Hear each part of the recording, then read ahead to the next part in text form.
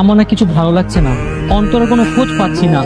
এক কথায় কোনো ছেলের সাথে ঘুরতে গেছে কিনা? ধ্যাৎ, আমি আছি টেনশনে, এর মধ্যে তুই মজা শুরু করছিস। কিভাবে কি করা যায় সেইটা বল। আচ্ছা দাঁড়া ভাবতে দে। কমে আছে না মামা? অনেকদিন ধরে অন্তরাকে দেখতে পাচ্ছি না, ফোনও বন্ধ। তুই কি কোনো খবর জানিস?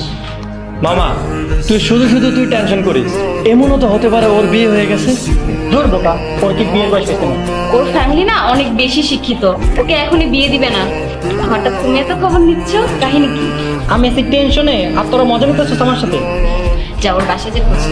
তুইও চল না আমাদের সাথে। আমি কখনোই যাবো না। ওর বাবা যে রাখি আমাকে দেখলে পুরো মেরে দিবে। তোরা থাক, আমি তুমি এতদিন কোথায় ছিলে? কোচিনে কেন আসছো না? আমি কোথায় ছিলাম না ছিলাম সেটা তো তোমার জানা দরকার নাই। ও, পথ ছাড়ো, আমাকে যেতে দাও। আগে আমার প্রশ্নের উত্তর দাও, তারপর আমি পথ ছাড়বো। আমি তোমাকে কোনো কথার উত্তর দেওয়ার জন্য বাধ্য না।